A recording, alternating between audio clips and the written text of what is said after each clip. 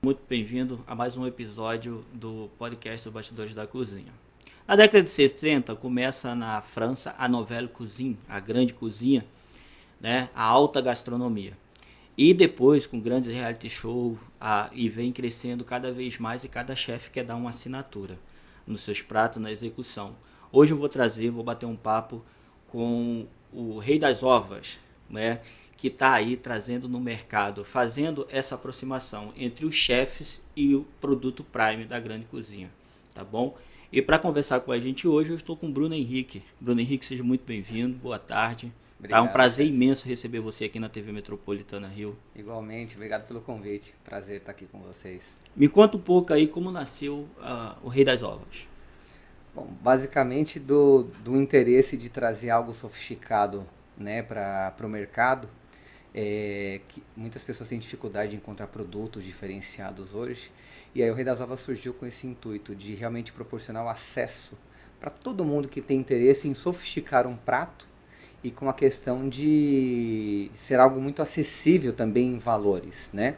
Então a gente iniciou com a produção de ovos de peixe voador, o tobicô, né, que muita gente conhece hoje. E a partir dele, a gente começou a trabalhar com uma série de outros produtos, muitos deles importados também, para a questão de ter um portfólio bem amplo, para a gente sair só da linha de ova em si, né, do caviar em geral, mas trabalhar com vieira, com linha seca, com linha de decoração, que a gente também trabalha. Então a gente vem sempre agregando produtos novos, que são diferenciados no mercado, e para todo mundo ter esse acesso. E está sendo um diferencial, isso que é legal. Então o nome começou por isso, por essa produção que é nossa. Inclusive a gente teve semana passada na feira da Seafood, lá de pescados. E o destaque da feira foi o nosso caviar black trufado, que é uma produção também própria nossa. Um tipo de ova preparado com tinta de lula, né? E inclusive o molho de trufa negra.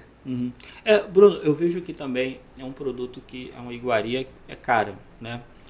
O caviar, por exemplo, muitas vezes ali você tem a perca do animal na extração do caviar. Como é que é feita essa coleta no peixe voador, por exemplo? Sim, isso é bacana, porque a gente não tem a mortalidade do peixe voador nesse processo de captura das ovas, né? É todo um processo artesanal na questão da captura das ovas, a preparação delas. Todo o processo de produção ocorre no Rio Grande do Norte, onde a gente também tem uma unidade, né, para envio desse produto para a gente. A nossa matriz fica lá em São Paulo, onde é a nossa indústria, que faz toda a preparação, tá? Mas não existe essa questão de mortalidade. Então, na época de desova, né, deles em si, o qual é permitido a pesca, a gente faz o processo. Faz a colheita. Acontece em alguns períodos do ano, assim, quando inicia a época da piracema, que você não pode fazer a parte da retirada, né? A gente respeita sempre esse período, e na época de colheita a gente vai para cima. Então, assim, a gente é um dos maiores produtores de ova de peixe voador, que é um produto que tem um preço muito acessível para quem quer fazer uma sofisticação, né, uma decoração diferenciada e não gastar muito. Que é totalmente diferente do valor de um caviar do esturjão, por exemplo. Que a gente sai de valores irrisórios ali, acessíveis, para valores astronômicos. Você pegar um esturjão almas, né, o caviar almas, é muito caro. O que torna um caviar desse caro também é o que? O processo de conserva desse caviar, ou não, ou é mais a questão da espécie. Da espécie, né? A gente fala de um peixe que tem risco, né, de extinção, é um peixe enobrecido, né? Então, assim, aquilo que ele produz, e tem a questão da mortalidade dele para a extração das ovas também. O que eu acho interessante é que a ova de Massago, eu uso, sabe? Eu quando eu conheci vocês, o que me chamou muita atenção foi justamente essa aproximação que vocês trouxeram do produto Prime. E pra gente que não tem grandes, não somos grandes no mercado, somos pequenos, somos microempreendedores, e fazemos ali, vai até vocês, e vocês trouxeram essa aproximação do produto Prime pra gente. Então eu sou um consumidor da ova do Massago. E o que eu acho interessante é que a ova do Massago, quer dizer, se você tem uma preocupação com o meio ambiente ali, você não está fazendo nada, porque o peixe está no convívio natural, é feito respeitando o meio ambiente. Então, assim, uma cozinha que tem essa preocupação, que quer trazer uma opção de ter um caviar, né? Que sem ter uma agressão ali à natureza, né? O convívio natural de um pescado. Isso é bem bacana. Vocês produzem e ao mesmo tempo ali não tem afeta o meio ambiente, né? Sim, Isso, animal. essa é a preocupação, justamente para a continuação desse trabalho. A gente está indo para o nosso 5º ano, né, de empresa, agregando coisas novas o tempo todo e sempre com essa preocupação de permanecer no mercado. Né? Assim, você tem o caviar do esturjão com risco, né? Só que assim, a gente tem um leque tão amplo de opções e todas as linhas, desde o pescado, né, até a parte seca, por exemplo, que a gente tem condição de permanecer realmente atendendo todo mundo e cada vez mais fazendo as pessoas criarem novidades, né? Porque essa que é a intenção. A diferença de ovas para caviar, para quem está nos assistindo assim, para um chefe que quer começar a trabalhar com esse produto, qual é a diferença entre esses dois? A gente tem uma frase que é bem engraçada, que é assim, caviar é uma ova. E literalmente, né, ele é uma ova. Só que a questão é a espécie do peixe. Você tem a ova de salmão, a ova de esturjão em si, a ova de peixe voador, massago, entre outros, né? Então a questão é a espécie.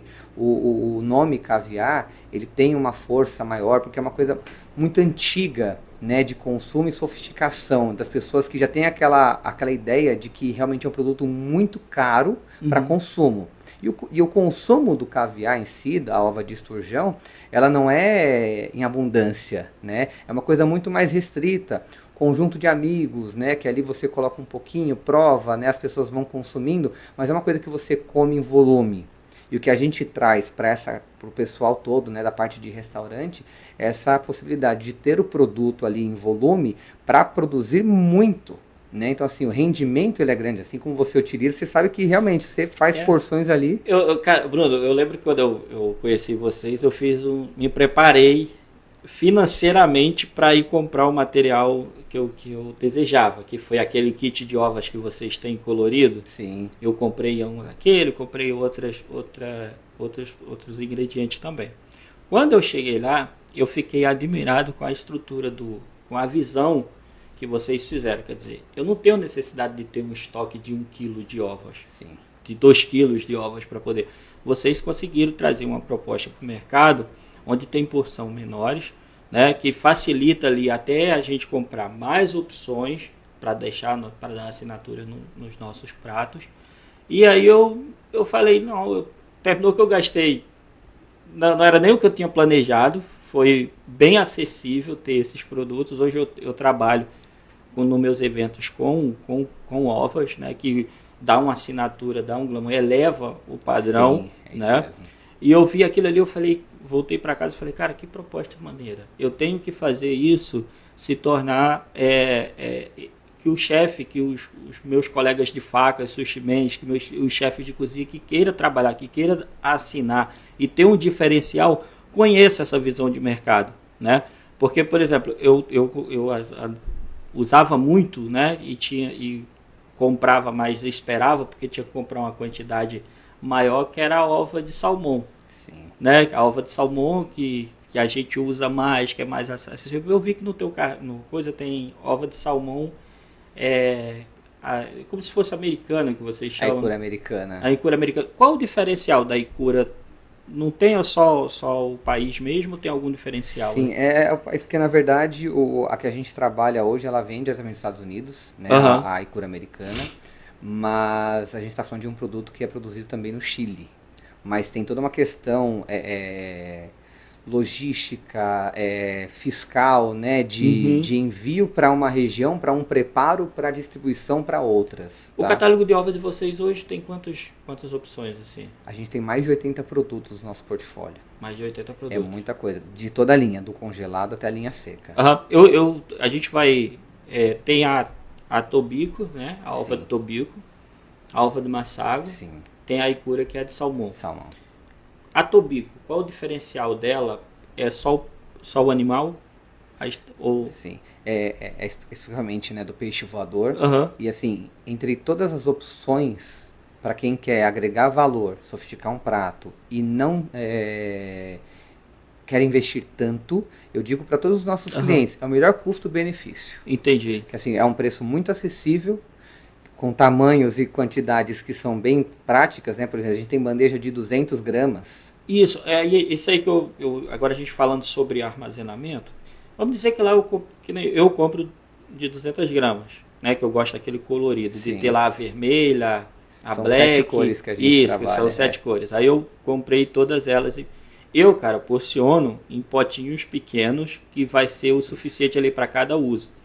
Qual o cuidado que, por exemplo, o chefe tem que ter quando ele nesse manuseio dessa ova? A gente sempre indica o seguinte, porque a partir do momento que você descongela ela 100%, o consumo tem que ser ali em até 5 dias, conforme tem na própria embalagem, né, na informação nutricional do produto. Mas, quando você compra, seja o pote de 1 kg, uma bandejinha de 200 gramas, você deixa ela dar uma leve amolecida, só para você conseguir fracionar e não ficar estourando elas, né?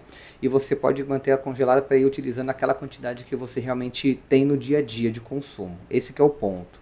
E aí a intenção é você fazer a finalização das peças, né? Você não vai consumir a ova por si só, mas você vai fazer um uramaki, um nigiri, um hot, e você finalizar e utilizar as cores a seu favor para fazer usar a sua criatividade a favor mesmo, né? Vai motivar muito o cliente a voltar outras vezes. Porque as pessoas não estão acostumadas com algo novo, né? Vai nos restaurantes, é sempre o mesmo, é sempre as mesmas coisas, assim. Às vezes é porque é próximo de onde mora ou de onde é o trabalho delas, mas a pessoa querer ir, porque fala assim, o que vai ter agora de novo? Né? O omakase é muito comum a gente ver isso, porque ele sempre traz uma novidade. Isso. No janeiro, até o hotel que eu trabalhei um tempo, e tinha um omakase fantástico lá, eu acho que tem até hoje, e a gente usava muito, né? Eu tive contato lá com bastante produto de qualidade, e tem um omakase fantástico, maravilhoso lá, que eu usava. Eu queria te perguntar assim, ovas brasileiras. Eu recentemente fiz uma pesquisa profunda sobre a botarga, né? Sim. E como a botarga, ela é no mercado fora, internacional, como ela é apreciada, digamos assim, né? É um produto muito nobre. E é uma ova que tem em abundância aqui no... Fala um pouco para quem está em casa sobre a botarga. Sim, a botarga ela é oriunda aí da ova da tainha, né? Assim, é um processo de redução para você chegar naquela composição similar a um defumado, né? Então assim, a botarga na culinária francesa e japonesa, ela é muito utilizada, né? Principalmente para você ralar ela, seja numa salada, numa massa também é possível. E no japonês é muito comum, nos omakases principalmente, você vê ele utilizando uma lasca de botarga no nigiri, né? Entre o shari, né? e o peixe em si, é muito comum você ver utilizando ali para dar um sabor diferenciado, né? Então assim, é um produto nobre, mas com preço super acessível.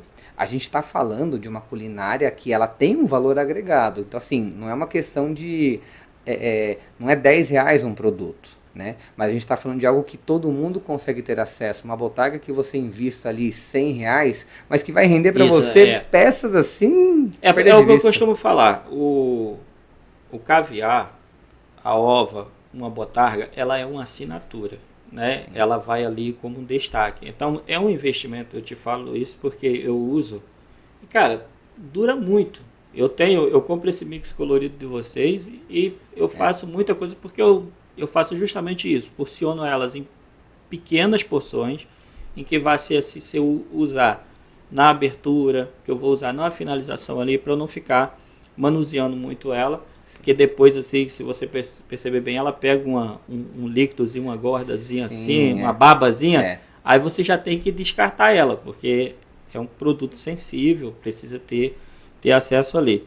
Agora, tipo, a gente está falando sobre a culinária japonesa, E a ova ela vem ser usada mais nessa culinária nipo brasileira, na culinária Nikkei, né? A culinária tradicional japonesa tinha essa tradição de uso de ovas nela. Sim, é uma coisa que está ficando muito mais intrínseco agora, né? Nos dias atuais, esse consumo em si. Porque até então, o que a gente tinha de maior consumo era o caviar do esturjão, né? A ova do esturjão, que realmente é o produto mais nobre que a gente encontra. Mas na culinária oriental, não. Inclusive, até uma informação interessante, o próprio salmão, que pra gente é o principal produto no japonês, no próprio Japão não é o que é mais consumido. Cara, a Noruega, para você ter noção, a Noruega passou 10 anos fazendo um trabalho dentro do Japão e a Noruega fez um trabalho de uma década para convencer os japoneses de que o salmão norueguês ele era seguro para consumo, justamente por ser um produto mapeado, um produto de cativeiro e tudo. Então a Noruega investiu muito no Japão em marketing. Aí eles conseguiram fazer esse feito através dos mercados, né? Que onde começou ali a ter um sushi no mercado, e se dizem ali os relatos de história que introduziram o salmão, mas não numa quantidade que nem o atum, por exemplo, que nem outros peixes, mas ainda, mas o salmão eles conseguiram fazer ali ser aceito. Eu tive no Chile fazendo uma visita, conhecendo de perto a indústria de salmão, achei fascinante. Hoje a gente 90% do pescado nosso vem do Chile, né? O Chile é o principal fornecedor.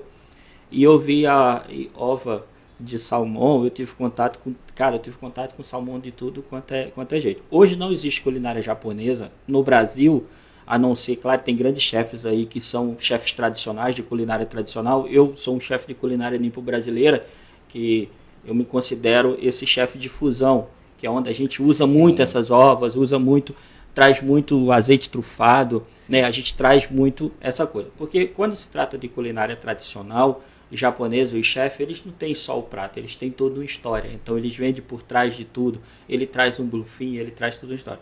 A culinária nipo brasileira, ela é uma culinária de fusão, ela traz a regionalidade de cada lugar, ela faz um encontro, frescor, um frescor, entendeu? Isso é que é legal. Agora a gente está falando bastante em pratos frios da culinária japonesa. Eu posso usar uma ova em pratos quentes? Totalmente. A combinação com carne, por exemplo, um churrasco, é perfeito. A gente tem até um parceiro que atua nesse segmento e em um evento que a gente acabou fazendo em conjunto, ele preparou lá um cupim defumado e a gente colocou algumas ovas em cima e deu para todo mundo lá do evento para poder se servir. Ninguém acreditou que ficaria bom. Porque a questão da ova em si, né, ela vem com a pegada de você ter uma sensação de explosão, né, sentir um sabor, mas assim, ela não vai ofuscar o sabor do prato principal. Você vai comer o cupim defumado com ova e sentir um gosto de ova e não sentir o gosto do cupim defumado, que é o principal ali, né? Então, essa é uma vantagem. Isso um produto, mas a gente trabalha muito com ova de ouriço também, e a combinação dele com massa em geral, com espaguete, né? Tem muito cliente que compra para esse tipo de consumo. Então, assim, é muito mais amplo o consumo, né? A combinação das ovas com vários tipos de pratos do que limitado só à questão do japonês. A botarga mesmo na massa, cara, ela fica extraordinária. Incrível. Exatamente. Se você pegar uma massa e você colocar uma botarga nela, aí eu vou te elevar ali, cara, é uma explosão, é o casamento perfeito, né? Dessa junção de sabores.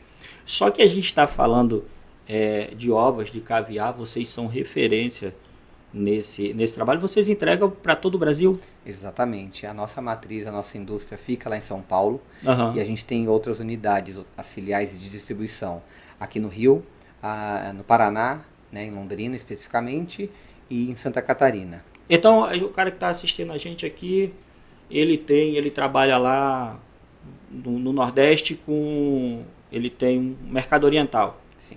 Ele consegue revender o produto de vocês? Vocês trabalham no varejo? Também sim, é uma possibilidade. Inclusive agora a gente está com toda a linha de varejo para supermercado em geral. Inclusive em São Paulo já estamos em alguns mercados para todo o público, pessoa física, ter acesso à nossa linha de produtos. E aí a gente vem, por ser um público diferenciado, com tamanhos diferenciados. Então eu tenho agora pote de 100 gramas de ova de peixe voador, de cura americana, né? O próprio azeite trufado, a garrafa de 250 ml que já é comum você encontrar nesse tamanho, né, em mercados. Então a gente está entrando agora aos poucos em toda a linha de varejo. Isso é interessante também. Mas pro restaurante a gente entrega também todo o Brasil, né? A gente faz o envio de forma aérea. E o pessoal do Nordeste, em geral, tem acesso aos nossos produtos. O Rei das Ovas aqui do Rio, na unidade do Rio de Janeiro, por exemplo, região serrana, toda que vocês fazem entrega, tem rota de entrega para esses setores. Isso. Nós somos responsáveis, eu sou responsável pela unidade do Rio especificamente, e a gente cuida de todo o estado do Rio e o estado do Espírito Santo.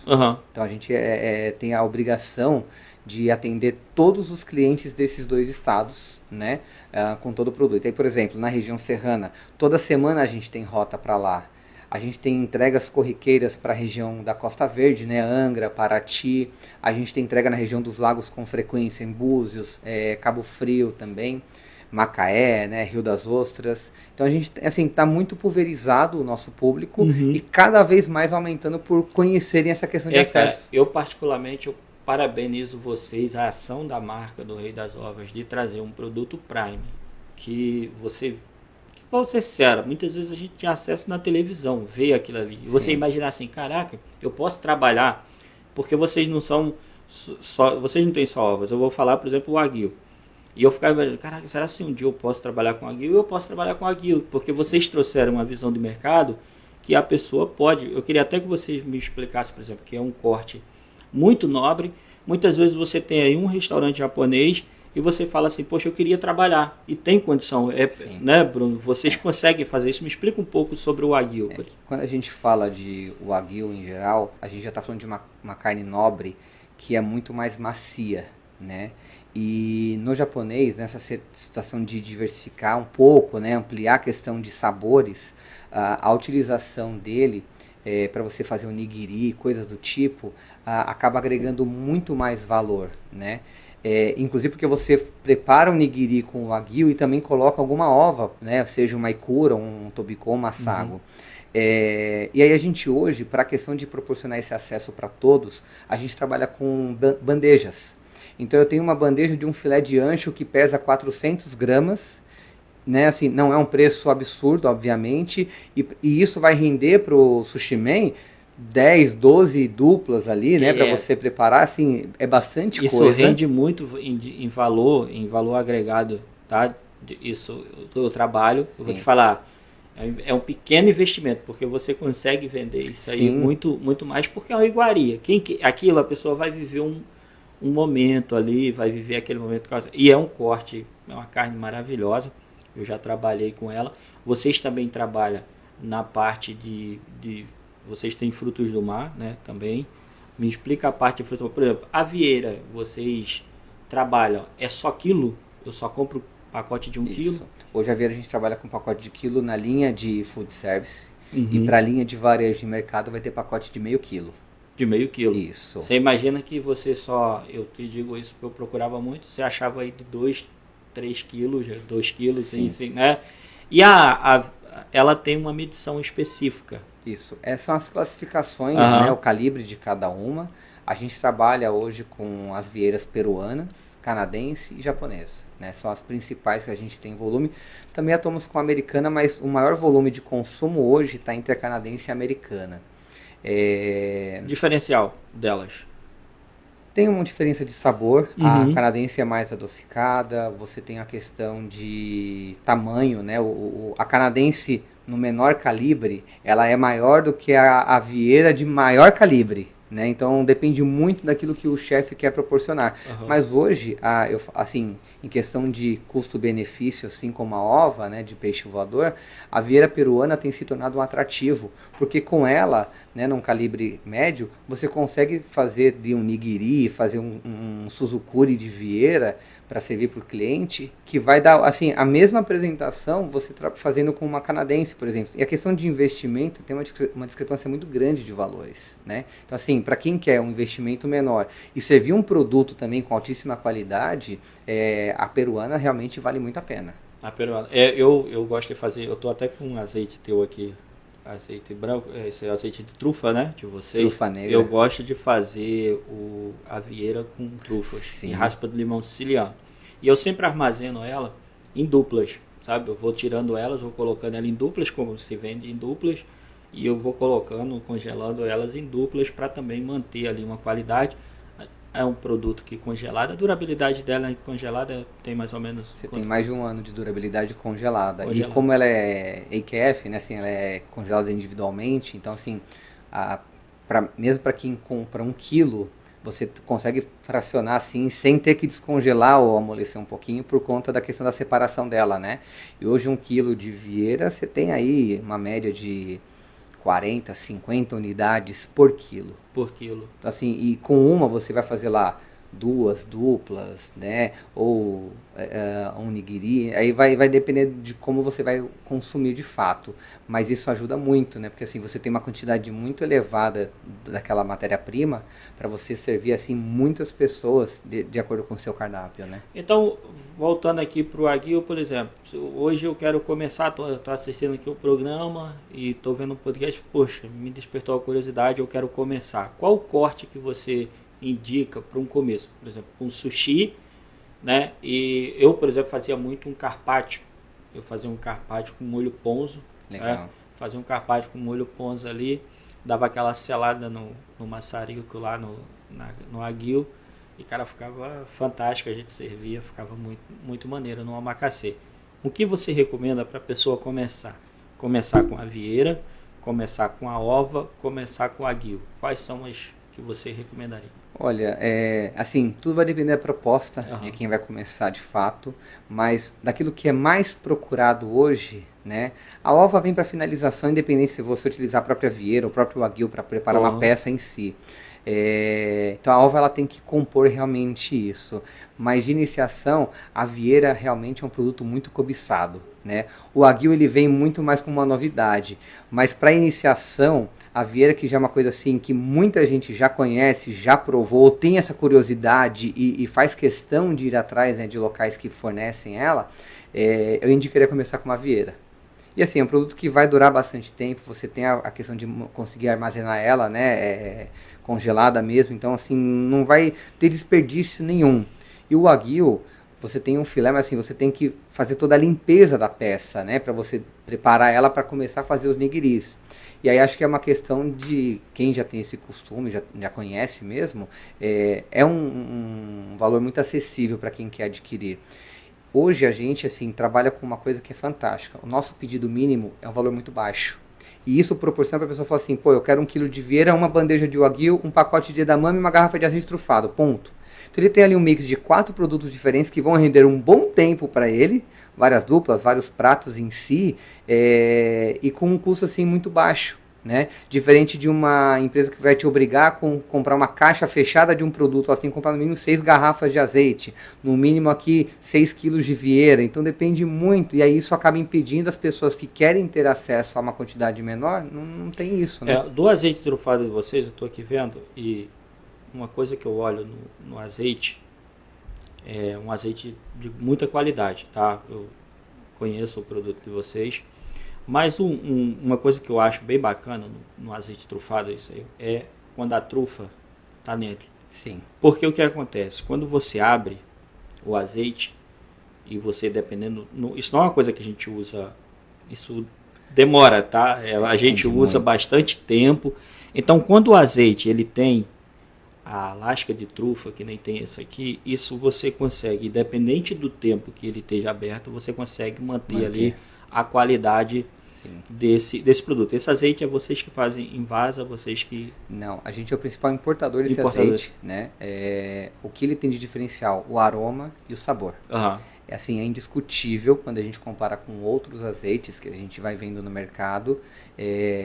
Muitos que é um cheiro muito rápido, né, que some, ou um sabor que passa assim bem longe, né, e assim a gente realmente tem um produto que permanece um bom tempo. O azeite ele tem um processo para fazer a trufa, e o azeite para fazer essa aromatização ela tem um processo. Sim. Então muitas vezes existe uma coisa chamada ditiapentano que se coloca no azeite para fazer o azeite trufado. Então muitas vezes você abre um azeite, ele tem aquele cheiro de gás grande e daqui a pouco ele morre, porque ele é feito sob pressão e muitas vezes ele não fica. Sim. Né?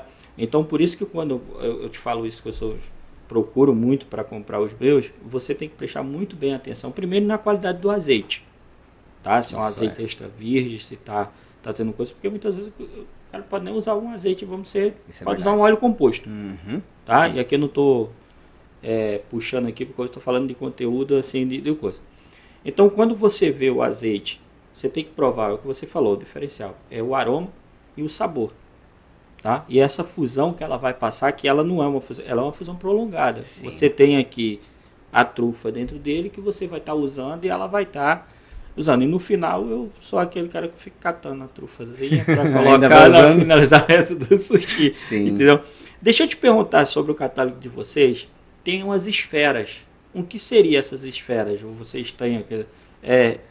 É um tipo de culinária molecular? A gente está trabalhando agora com caviar molecular, especialmente o de yuzu, né, o limão yuzu, que ele é muito bacana, assim, em geral, são vários sabores que a gente tem de azeite, a gente tem o sabor de tâmara, yuzu, morango, entre outros, né.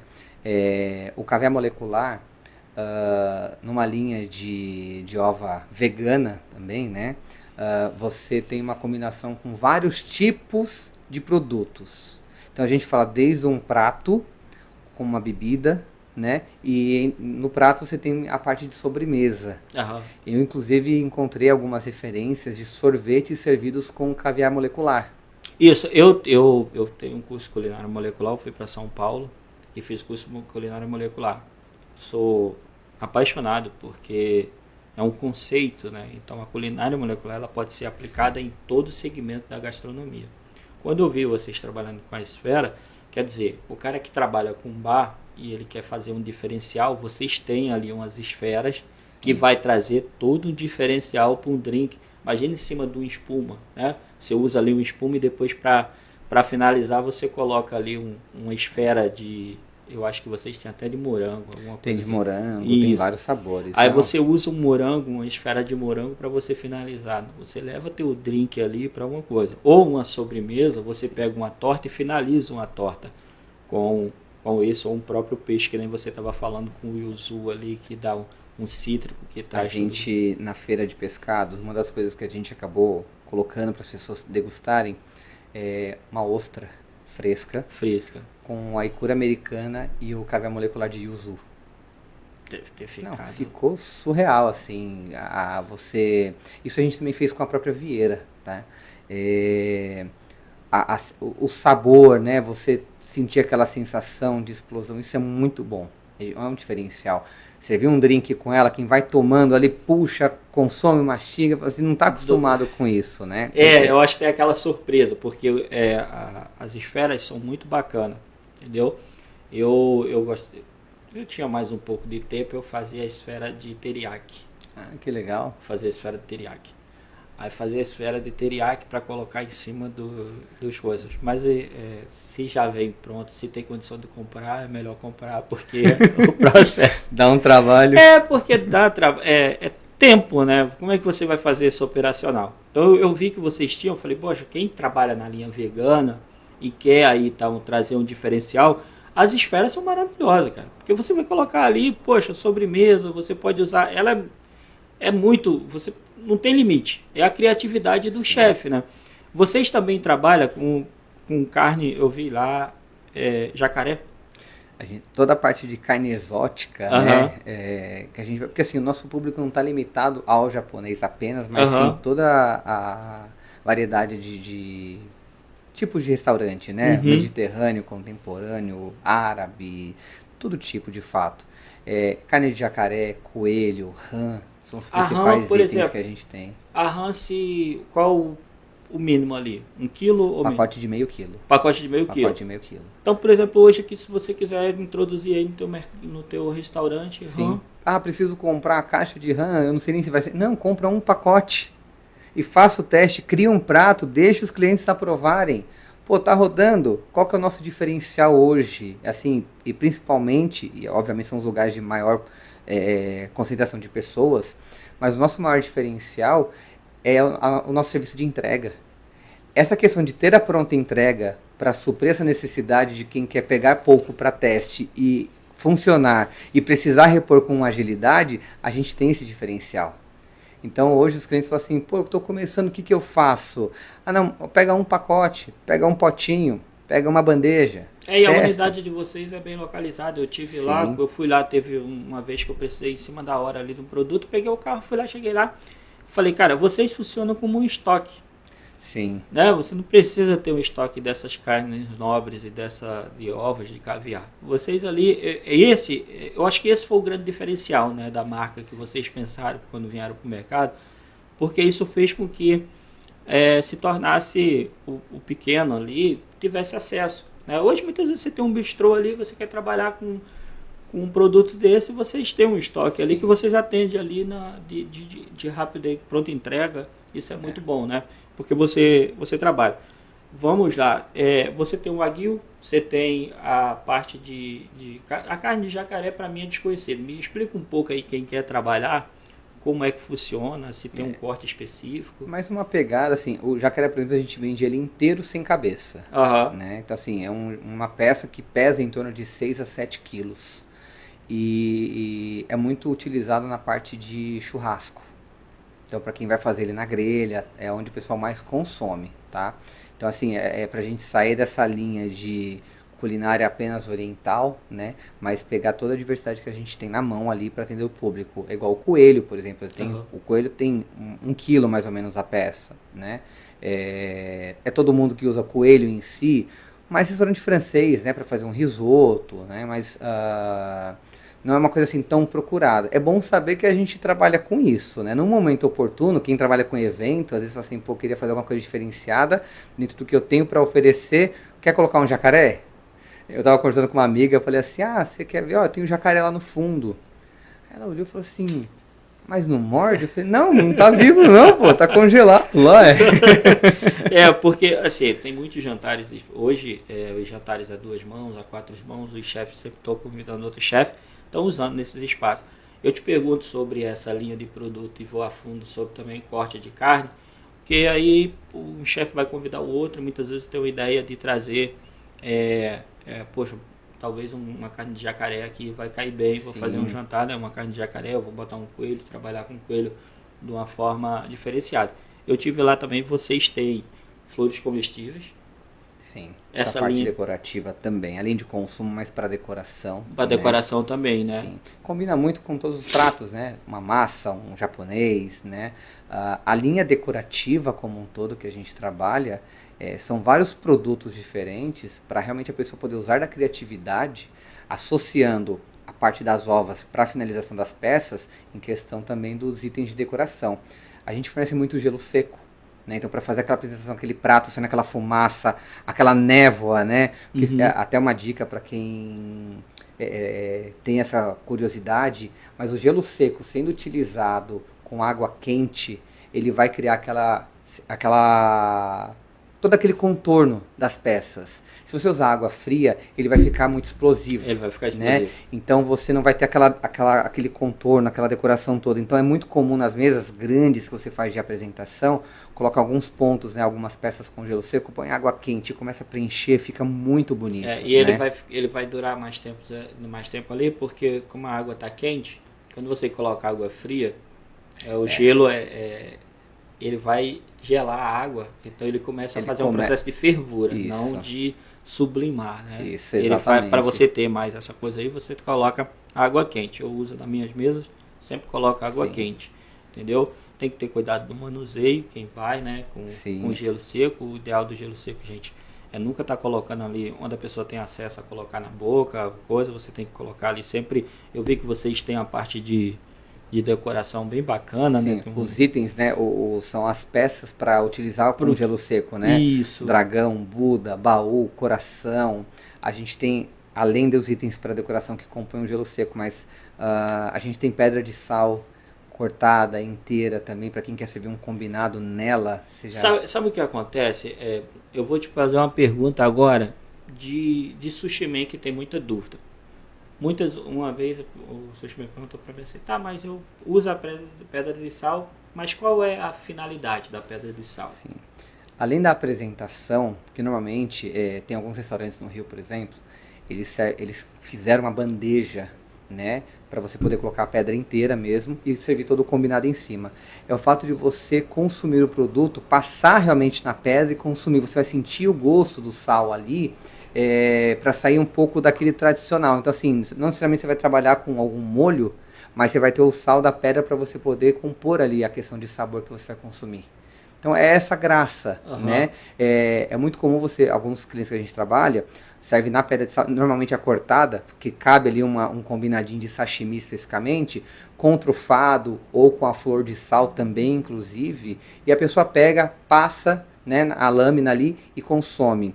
E aí a pedra, a vantagem é que você vai reutilizar ela. Então depois que o cliente terminar, né, o consumo daquelas peças, você faz a lavagem das pedras, seca com um papel toalha ali, né? Embala ela bonitinho e deixa lá. No próximo momento, você faz a utilização dela novamente. Então é assim, é super tranquilo, você não é uma por pessoa. Ela dura um tempo. E conforme as pessoas vão tendo esse hábito de passar para consumir, sentir um sabor um pouco diferente, vai desgastando a pedra. E aí, com o tempo, aí você começa a ver algumas curvaturas, né? Pode ser que chegue um ponto que ela acabe quebrando ali, né? E aí você vai fazendo a sua reposição. Mas dura bastante tempo. Dura bastante tempo, isso eu conheço, dura bastante tempo. Você participou recentemente da CA Food. Isso. Né? Então o Rei das Ovas está sempre ali indo em contato com o consumidor, explicando. Se hoje uma rede de restaurante querer um suporte para vocês ir até ela e explicar, porque o que acontece? Muitas vezes a dúvida não faz a gente usar o produto. Sim, total. Né? A dúvida, eu, por exemplo, eu pesquiso na internet, eu comecei há 19 anos atrás, fazendo culinária japonesa, a ova que a gente usava era a ova de salmão, né? Você tinha ali, tinha mais outras, mas pouca coisa, era uma coisa assim muito limitada, né? A culinária foi evoluindo, o reality show foi aparecendo, a curiosidade foi, né? Mas ainda tem essa barreira do conhecimento, a dúvida de quanto tempo dura uma ova, de como eu posso ser usado, se só pode usar para prato frio. Sim. Eu também tinha contato, por exemplo, ouriço. Vocês têm ovas de ouriço, sim, né? Vocês têm um ouriço também? A gente tem a casca de ouriço para decoração, né, de peças. E a própria ova dele também. É um produto fresco, uma durabilidade curta. Então, assim, sempre que a gente recebe essa mercadoria, assim, é muito rápido a saída dela.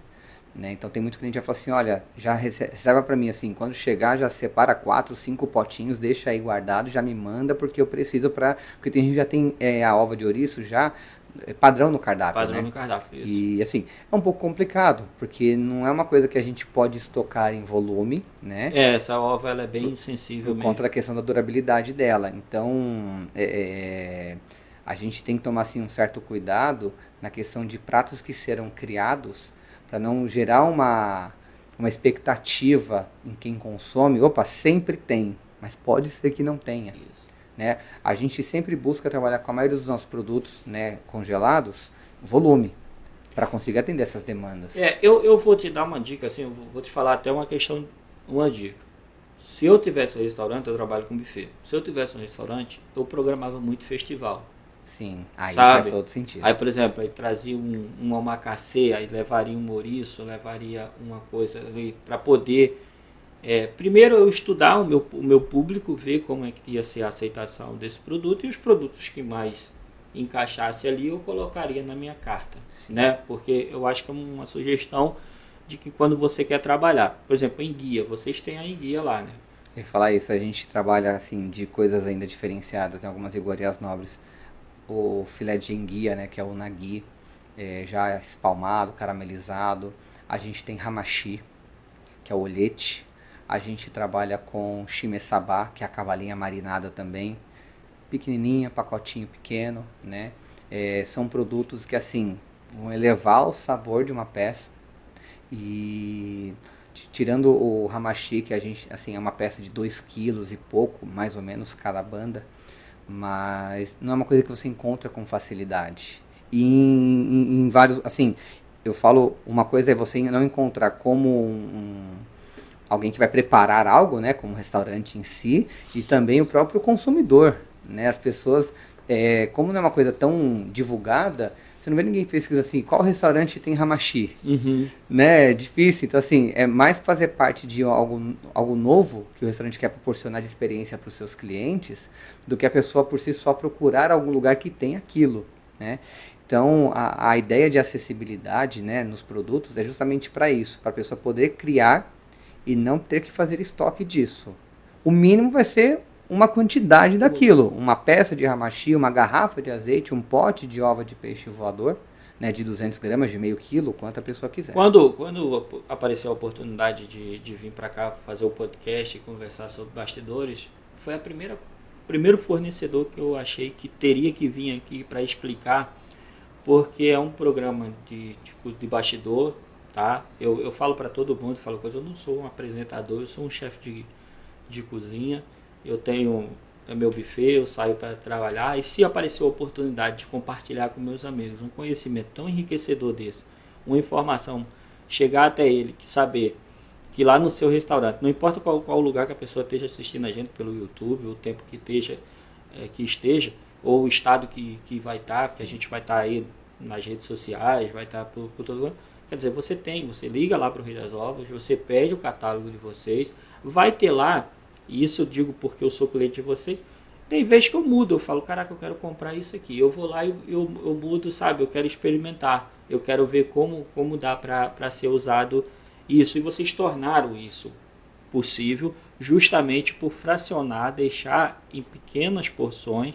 Então, se é um chefe de cozinha, um sushi man, que ele é um personal chef e ele vai fazer esse trabalho em casa, jantares, ele pode simplesmente comprar ali meio quilozinho do ingrediente que ele queira, introduzir um prato ali, concorda comigo? Sim, e total. Congelar, separar ele individualmente e usar ele nos momentos que ele for lá fazer, né, o trabalho dele. Porque hoje tem muita gente que trabalha em restaurante, mas também tem seu buffet, é personal chef, né?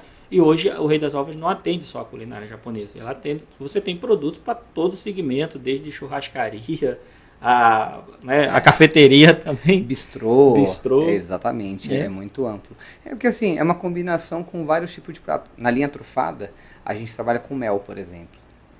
Para um bistrô que quer fazer uma sobremesa, uma torta e utilizar o mel para uma finalização, o mel trufado em si, faz todo sentido. A manteiga trufada, ela é fantástica. Deve ser maravilhosa mesmo. É um prato que eu comi, um nigiri, que o meu amigo sushi colocava assim um pouco de manteiga trufada, maçaricava assim para ela derreter e preenchia ali o arroz ali, ficava uma coisa surreal. Você imagina se você pegar um corte de um peixe mais magro, você pega uma manteiga dessa e maçarica. Sim. Né? Você pega um corte ali mais magro, vai ficar maravilhoso. Você vai adicionar uma gordura ali. Sim, exatamente. Né? Com trufas. É. Vocês também têm aquela tinta de lula. Tinta de lula. Sim. Assim, principalmente para você fazer o preparo, né, de arroz negro, ali um macarrão negro. É um produto muito utilizado aí pela culinária italiana. Alguns chefes franceses também consomem. O japonês não é tanto, né? E assim, rende muito, né? Com uma gota de tinta de lula você faz quilos e quilos de arroz negro, né? Só que assim, é muito voltado para quem realmente quer preparar o prato, né? Já tem uma receita desenhada por conta de qualidade também, do que você assim, comprar ali um arroz negro pronto para você já preparar. Né? Então depende muito de cada um, mas é uma iguaria também diferenciada, é um produto importado também, né? A gente tem uma rotatividade bem grande de tinta de lula, e assim, as pessoas vão aparecendo, tem tinta de lula?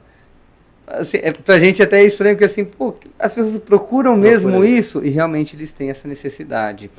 Uma coisinha assim, nessa pegada de o que as pessoas perguntam, a gente, né, assim, acha inusitado, a folha de ouro. A gente trabalha com uma folha de ouro também importada, e que ela é 90% ouro e 10 prata, assim, uma outra qualidade, né? E para fazer assim uma finalização, um salmão ali maçaricado com a folha para poder dar aquela impregnada, né? Você vai servir um salmão com ouro para um cliente, que ele não está acostumado a ver isso, né? Não. E assim, é um valor agregado totalmente novo. Então hoje, se por exemplo uma rede de hotel, um gerente de A e B, um representante ali de compra do hotel, pode entrar em contato com vocês têm essa possibilidade de ir no hotel, fazer toda a assessoria, mostrar Sim. todo o produto, se precisar de fazer uma apresentação do produto, né? Isso Sim. vocês conseguem dar todo Vídeos, fotos, parceiros, né? Até você mesmo, assim, né? Surgiu uma necessidade, pô, tô com um cliente que precisa de alguma sugestão de um prato, alguma coisa para poder criar com esse produto, né? Mas aquilo, o fato da pessoa poder ter acesso a uma quantidade pequena, isso possibilita realmente ela criar. Eu lembro quando eu fui fazer meu curso de culinária molecular, e a chefe, ela fez todas as receitas maravilhosas. E ela tem as porções pequenas. Eu lembro que eu saí de lá carregado, né? Porque eu aprendi a utilizar o produto 100% da forma certa, né? Então, quando o Rei das Ovas chega, vocês propõem, e isso não é só aqui o do Rio, né? São Paulo vocês fazem o mesmo segmento de trabalho, tá, gente? Onde tem, eles fazem esse acompanhamento. Quando você chega e você fala, olha, vem aqui, você pode vir na minha sede, a gente vai te explicar como usa, muitas vezes vai te dar uma dica de como um chefe usa, né? Eu, por exemplo, você tem cogumelo, né? Sim. Vocês trabalham com cogumelo. Eu pego o cogumelo, o shiitake e o shimeji, e faço trufas. E faço uma trufa. Eu pego o cogumelo, corto ele bem picadinho, puxo ele bem, boto um pouquinho de shoyu, aí depois eu adiciono o azeite.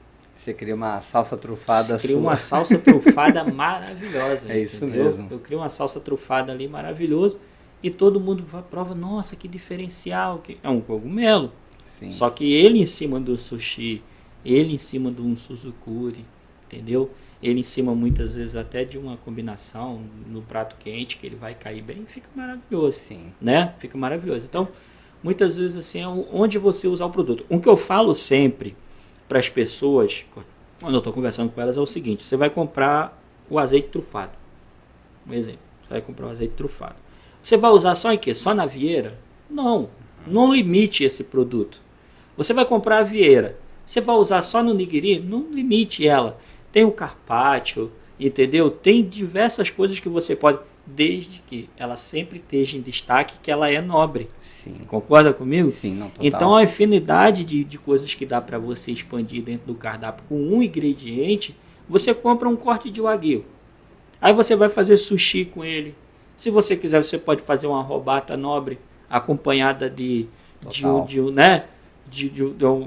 algum creme que você queira fazer, alguma combinação ali que você queira fazer. Então, não te limita só naquilo. Você pode fazer uma robata, você pode fazer um sushi, você pode fazer um carpaccio, né? Bem coisa. Então, sempre pensa no que eu vou usar aquele produto. Tá? Aquele produto vai render quantas receitas? 5, 6, 7 receitas? Porque você fraciona ele, precifica ele, sim, ele vai te dar um retorno grande. Eu te digo isso pelas ovas, cara. Eu compro ova e cara, eu uso pra caramba. E conforme você vai colocando e as pessoas conhecendo, as pessoas começam a querer mais aquilo, né? Eu fiz uma conta com um parceiro meu, o nosso filé de enguia, ele rende aproximadamente 18 duplas.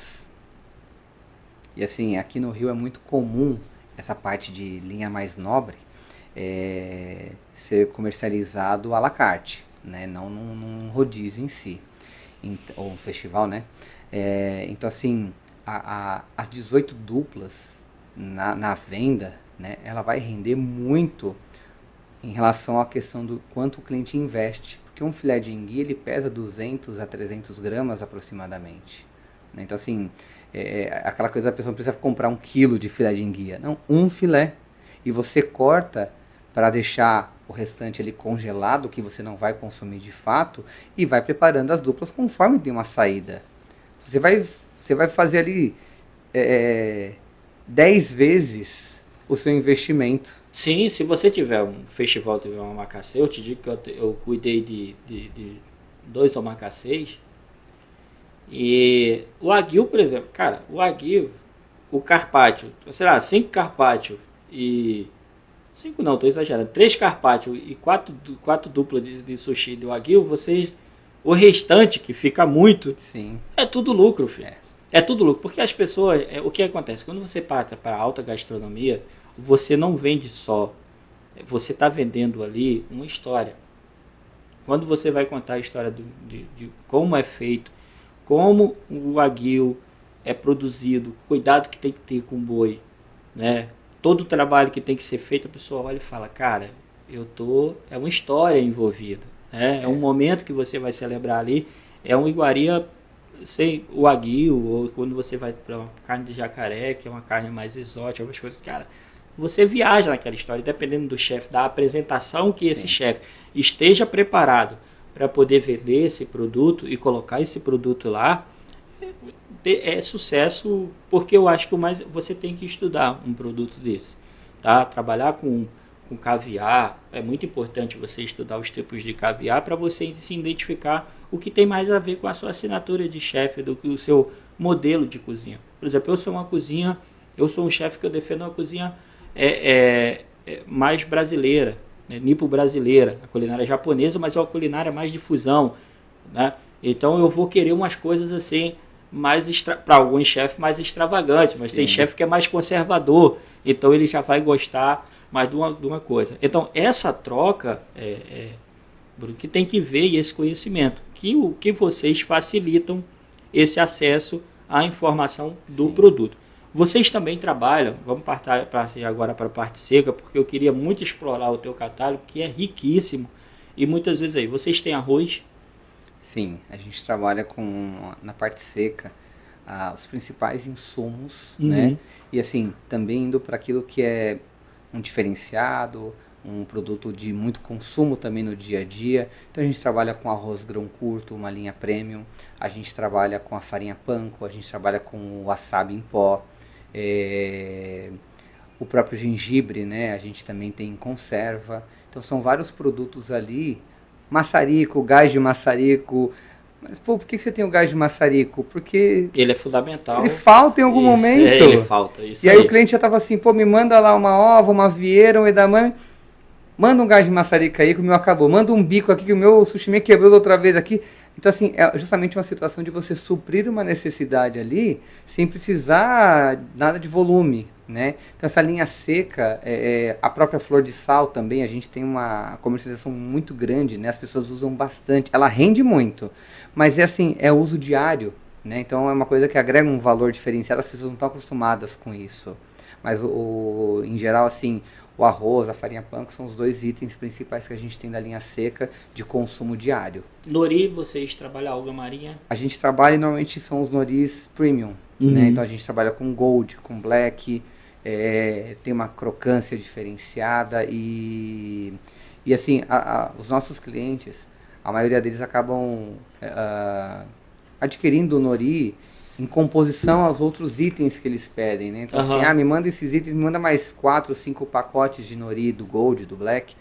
É o que a gente mais comercializa hoje, tá? Dessas duas linhas que realmente são diferenciadas. Na área de tempero, vocês têm também tempero para sushi? Não explorou ainda? De molho, a gente, assim, o que a gente trabalha hoje, a gente tem uma linha de shoyu orgânico, tanto normal, tradicional, né, quanto um light.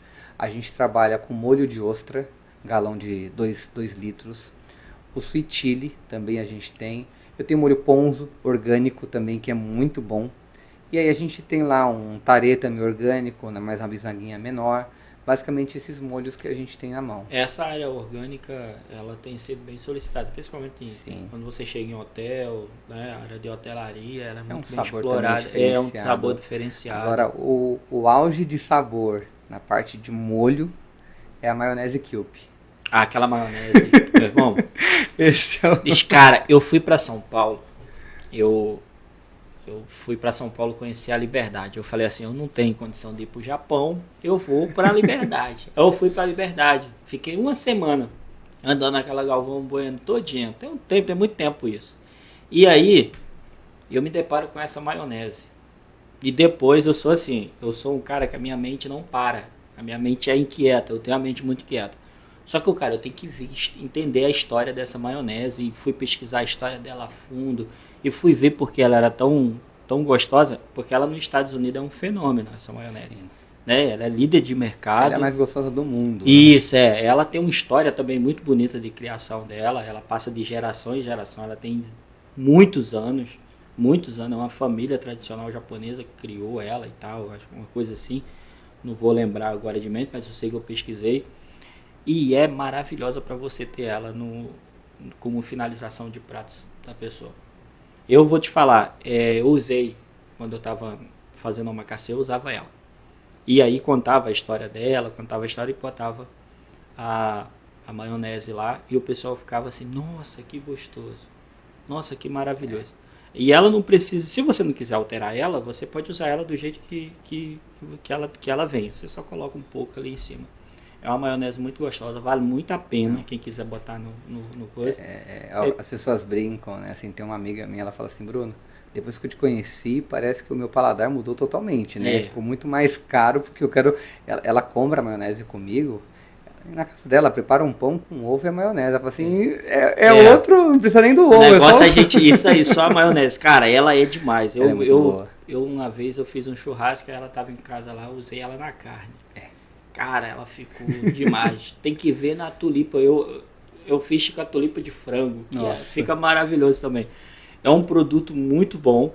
Eu conheço, já trabalhei com ela. E outro produto que eu ia falar contigo é sobre o edamame. Edamame tu tem ele em grãos e em vagem? Grão e vagem. O grão, principalmente para quem prepara os pokés. Uhum. E a vagem para quem quer fazer uma entradinha ali, para compor um festival, né, para ir servindo, a pessoa senta na mesa.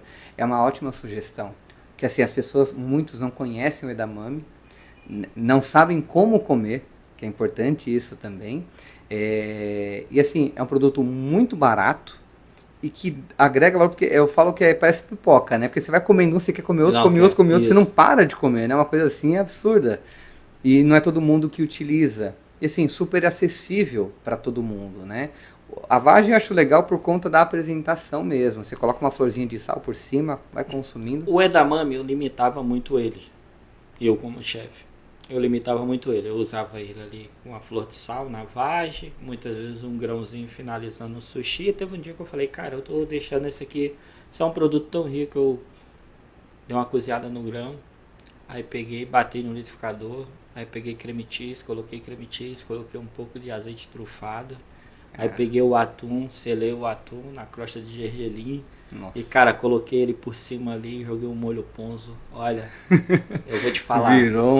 Vira. Então assim, é porque o que acontece? Muitas vezes o hábito limita.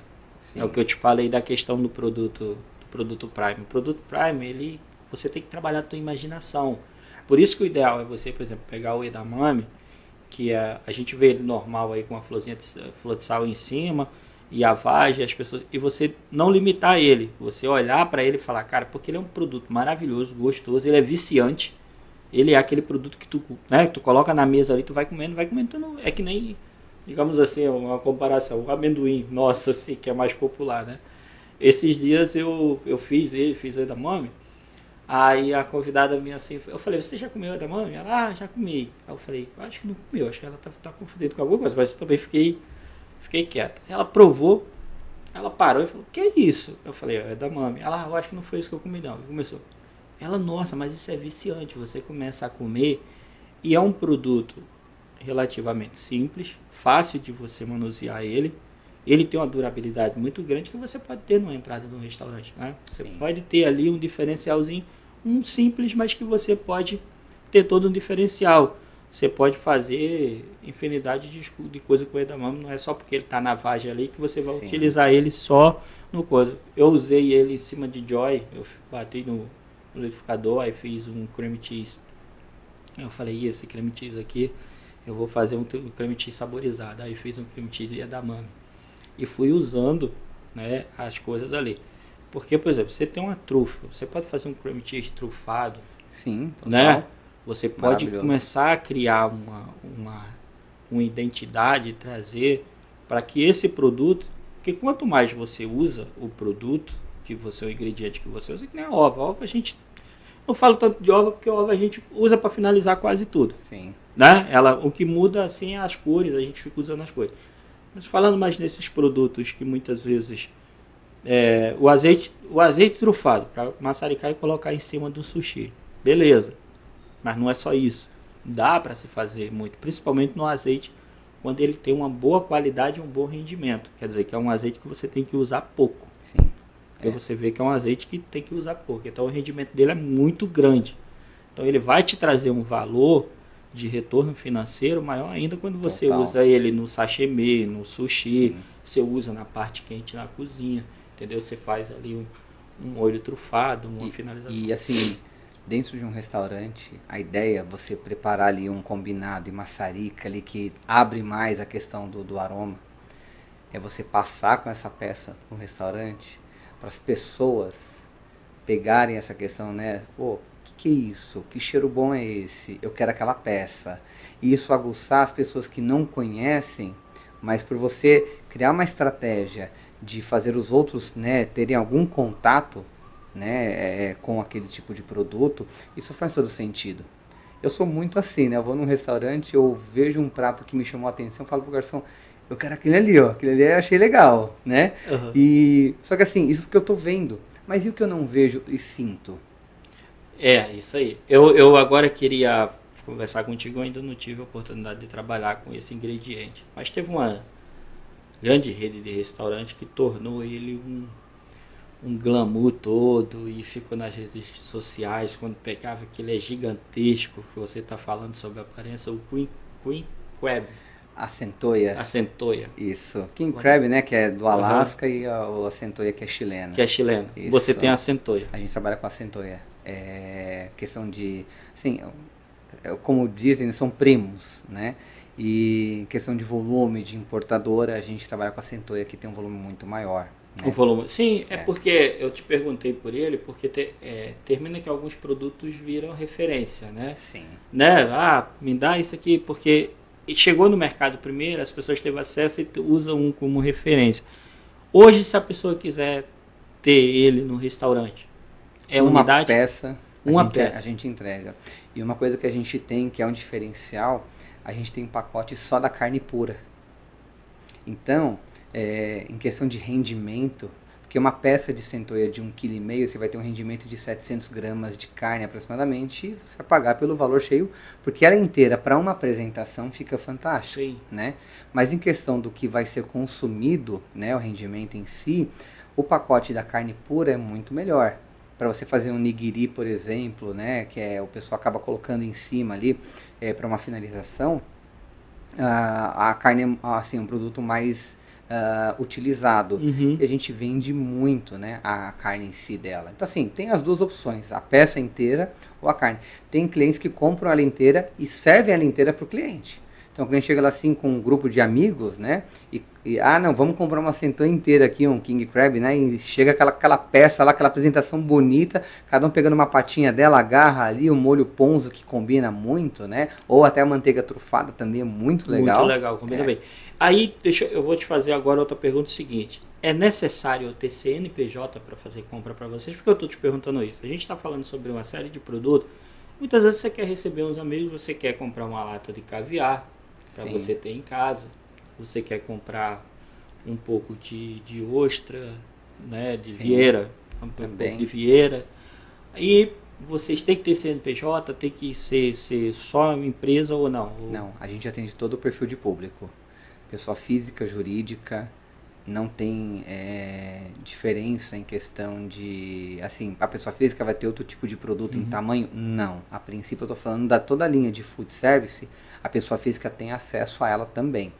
A linha de varejo vai estar dentro dos mercados. Então, para as pessoas poderem consumir dentro do mercado aquele produto. Né? Para quem quer, eu não quero a bandeja de meio quilo de ova, eu quero só de 100 gramas. No mercado você vai ter.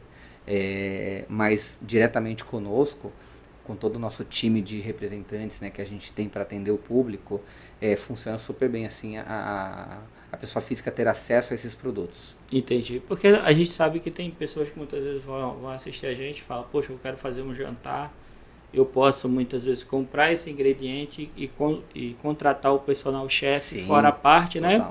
E ter esse ingrediente, ter uma trufa em casa, um azeite trufado em casa para poder usar uma salada, se quiser, alguma coisa. Então, ele tem essa opção.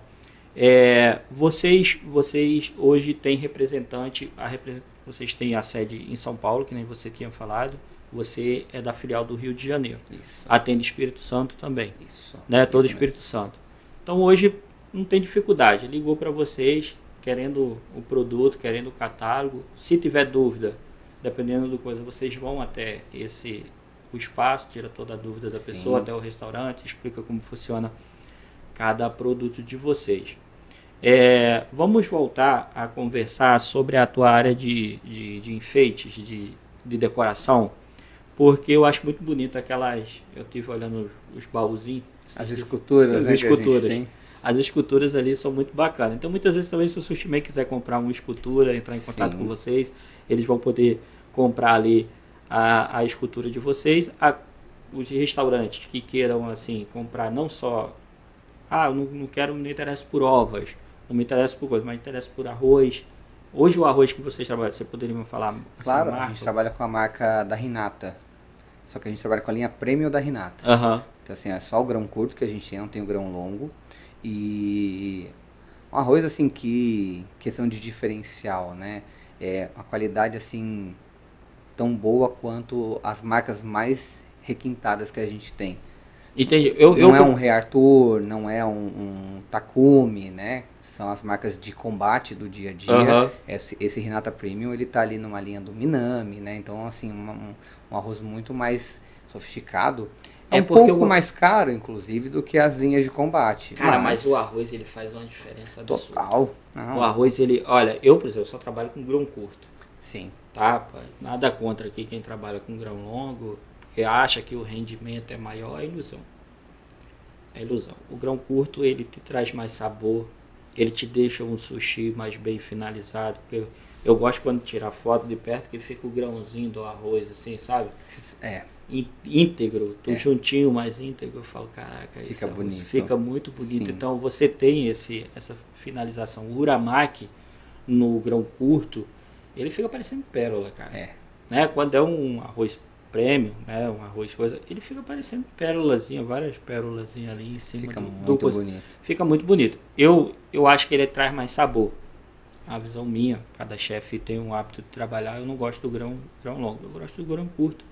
Embora que eu trabalhe com muita quantidade de comida, trabalho com evento para 600, 1.000 pessoas. Então a gente tem uma demanda muito alta, mas eu gosto do grão curto. Eu acho que o grão curto é muito bom. Eu também vou conversar contigo, a gente voltar a falar sobre alga marinha, sobre nori. Porque o que acontece? Cara, tem muito nori aí que não dá nem para a pessoa comer. Sim. Borrachudo, né? Não quebra, ele estica. E né? Isso aí. Isso é ruim. Tem nori, cara, que você coloca ali, você fecha o makimono e ele desmancha. Ele simplesmente desmancha tudo. Então, assim, é outro cuidado que um chefe ele tem que ter muita atenção, é sobre a alga marinha que ele vai trabalhar. Sim. Não adianta em alga marinha você procurar preço. Você tem que procurar a qualidade desse nori. Tem coisas que é indiscutível, a parte da qualidade mesmo, assim. Porque você tem algumas outras situações que você vai por algumas alternativas que vão te atender, né? Só que, assim, a gente está falando da base, né? Se a sua base não for boa, e o restante? Não adianta você ter um sushi com uma alga dessa que está desmanchando e quem conhece pouco já percebe que não é um produto de qualidade e tem um azeite trufado naquele produto, né? Isso Você aí. Não está sofisticando nada. Não tá. E outra coisa, você tem que ter... Eu acho que nosso país é cultural ter o hábito da precificação do vizinho. Né? Ele estuda ali, o cara aqui cobra R$2,70, se eu cobrar R$2,85, não é assim. Custo é individual, cada um tem. E é o que você falou, não adianta eu pegar um arroz de baixo de preço, sei lá, preço bem acessível, de uma qualidade inferior, e por cima dele eu for lá e finalizar com uma ova. Entendeu? Isso não vai fazer diferencial, isso não vai fazer truque de mágica, porque gastronomia não tem isso. Gastronomia é paladar. Sim. Você botou na boca, filho, você sabe o que é bom, o que é ruim. Exatamente. Entendeu? Você não engana o público. Não engana. E principalmente quando você começa a trabalhar com esses produtos nobres, você começa a usar uma ova com caviar, você começa a usar um azeite trufado de boa qualidade também, porque não adianta, trufa é cara. Sim. Tá? Eu estava vendo recentemente agora, a gente tem a trufa brasileira, que foi descoberta ainda, então estão sendo estudo, mas já existe a trufa brasileira. Rio Grande do Sul tem esse cultivo, mesmo pouco vai começar a surgir aí, e no mercado vai ter a trufa brasileira. E trufa é extremamente cara. Aí você vai comprar um azeite trufado. Aí esse azeite trufado está lá pelo mesmo valor de um azeite de boa marca aí comum. Cara, tem alguma coisa, não é possível que ele tenha trufa dentro. Ele não vai ter trufa dentro, não vai entendeu? Ter trufa. Ele não vai ter trufa. Ele vai ter ali um adicional de um aroma. Um aroma. Ele só tem o aroma. Os caras vão colocar um aroma sob pressão, que ele vai... Mas o azeite, água e óleo não se mistura. Aroma e azeite, eu não sou especialista em azeite aqui, mas tem vários na internet, quem quiser ver, não é assim tão fácil. Sim. São dois produtos que são bem distintos, diferentes, sofisticados. A trufa e o azeite. Então você tem que procurar um azeite. Se você chegou ao azeite, o azeite está com o mesmo preço do coisa, você não está usando um azeite trufado. Então eu estive um tempo que eu parei, Bruno, de trabalhar com azeite trufado. Primeiro para achar uma marca que tivesse uma boa combinação de trufa e azeite e que fosse dentro dos padrões do bolso, porque eu me senti que eu estava enganando o cliente. Sim. E quando tem a marca que eu abri, que parecia estava abastecendo um carro de gás. Isso é fácil. Eu tenho alguns amigos que falam assim, nossa, que cheiro de gás. Eu falo que você não sabe o que é bom. Estou falando de um azeite trufado, não estou falando de um... Porque a pessoa fala assim, nossa, tem algum gás vazando aqui perto? Assim, existe o cheiro do gás, né, ali. É similar, né, a questão do cheiro do gás. Só que uma coisa muito rápida, assim, o que vai predominar mesmo é o aroma da trufa mesmo. Você vai sentir isso, né? E o que eu vejo como um dos maiores defeitos dessa galera de restaurante em si, porque assim, a pessoa compra um azeite que é o mesmo preço de um comum, então você já percebe que tem alguma coisa errada ali. Então compra um azeite trufado no mesmo preço de um comum, precifica tudo em cima disso, não tem aroma, não tem sabor e tá vendendo para o cliente daquela forma. Quando a gente vem com um produto que é um pouco, não é muito, é um pouco mais caro que aquele que ele está adquirindo, a gente está falando de da pessoa ter a oportunidade de fazer uma nova precificação, mas para algo muito mais sofisticado. Você não precisa mudar o que você faz. Cria um novo. Uma alternativa com um produto diferenciado. Então, assim, você já tem ali a sua dupla de salmão trufado, que você faz com aquele azeite que você utiliza, faz a dupla de salmão premium trufado. Uhum. Cria um outro nome para isso, e você consegue agregar aquele outro produto para as pessoas sentirem a diferença. E uma vez que você fala assim, pô, esse aqui sai muito mais que o outro, vamos focar nesse. A nossa conversa está chegando ao fim, eu queria te fazer duas perguntas. Qual o produto do catálogo de vocês ainda que não é tão explorado, mas que tem algum que você acha assim que tem muito potencial, que você queria deixar para o pessoal, olha, esse produto ainda vocês têm que ter no restaurante de vocês, porque é um diferencial muito grande? Sim. Uma das coisas que a gente está estudando referência, até por uma questão de um valor muito acessível hoje, é o próprio foie gras, que a gente não falou. Isso. A combinação de foie gras com atum, ela é fantástica. E a gente tem as duas linhas, o patê e o fígado inteiro, né? E hoje a gente tem um dos melhores preços de todo o mercado para o fígado inteiro. Então, quem tinha aquela curiosidade de criar alguma coisa, a pessoa pode adquirir uma bandeja de 500 gramas de fígado. Então, é uma alternativa muito interessante, né? E o próprio atum frozen, que a gente também trabalha com importado, para você poder manter ele mais tempo armazenado, porque ele é congelado com nitrogênio. Então, você não tem aquele risco de, pô, uma semaninha vou perder o atum se não sair, o que eu vou fazer? Porque a maior preocupação do restaurante é a parte de desperdício. E com o frozen, você consegue suprir essa preocupação, né? Então, os dois itens, assim, de diferencial no mercado, o foie gras por conta de um preço que a gente tem realmente agora o melhor preço de todos, e o atum frozen, que elimina uma das principais preocupações do restaurante, a gente tem as duas opções na mão. Quais os 3 produtos você deixa aí de dica para para o pessoal. Olha. Eu só tenho que botar na berlinda aqui. 3 para começar, assim. Quero começar. O que você... Eu particularmente, vou te falar, eu gosto do foie gras. Sim. Porque o foie gras, você corta ele pequenas porções, pequenininha, né? Passa para o filme, você congela ele ali, você vai tirando de acordo. E ele você pode usar numa infinidade de coisas. Sim. E onde ele entra fica sofisticado. Enobrece. Para quem conhece um pouco, ouviu falar, já sabe que realmente tem um valor agregado naquilo, né? E assim, das 3 principais coisas que a gente tem, a própria ova de peixe voador, que é uma produção nossa, é um carro-chefe mesmo, né? Um ótimo começo. As vieiras, não tem discussão com isso, e eu coloco o foie gras também nesse meio. Dos 3 principais itens, do mais básico em questão de investimento ao que é mais sofisticado, né, que é um investimento um pouco maior também, só que você vai enobrecer muito aquilo que você criar. É isso aí, pessoal. Bom, hoje eu falei com o Bruno Henrique, do Rei das Ovas. Estamos chegando ao final de mais um Bastidores da Cozinha.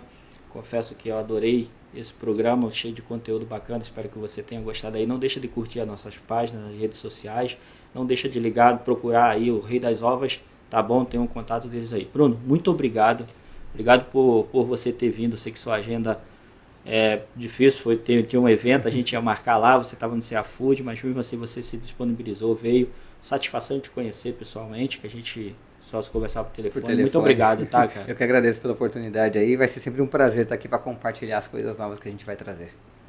Pessoal, muito obrigado, tá? Desde já a todos vocês e até o próximo episódio.